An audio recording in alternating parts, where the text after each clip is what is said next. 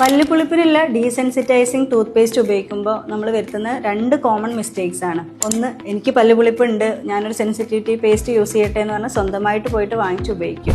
രണ്ടാമത്തേത്, അത് ഉപയോഗിക്കുന്ന രീതി. നമ്മൾ യൂഷ്വലി സാധാ ബ്രഷും പേസ്റ്റും ചെയ്യുന്ന പോലെ ബ്രഷ് ചെയ്യുക. അപ്പോൾ ഇത് 2 മിസ്റ്റേക്സ് ആണ്. ഒരു ഡെന്റിസ്റ്റിനെ കാണിച്ച് നിങ്ങൾക്ക് ഡോക്ടർ പ്രിസ്ക്രൈബ് ചെയ്യുകയാണെങ്കിൽ മാത്രം സെൻസിറ്റിവിറ്റി പേസ്റ്റ് ഉപയോഗിക്കുക. ഇതെങ്ങനെ ഉപയോഗിക്കേണ്ടതെന്ന് വെച്ചാൽ ഞാൻ കാണിച്ചു. നോർമൽ ആയിട്ടുള്ള പേസ്റ്റും ബ്രഷും ഉപയോഗിച്ച് ബ്രഷ് ചെയ്തതിന് ശേഷം ഈ ഒരു സെൻസിറ്റിവിറ്റി പേസ്റ്റ് ഒരു പീസ് സൈസ് എടുത്തിട്ട് പല്ലിൻ്റെ എല്ലാ സർഫസിലും അപ്ലൈ ചെയ്യുക.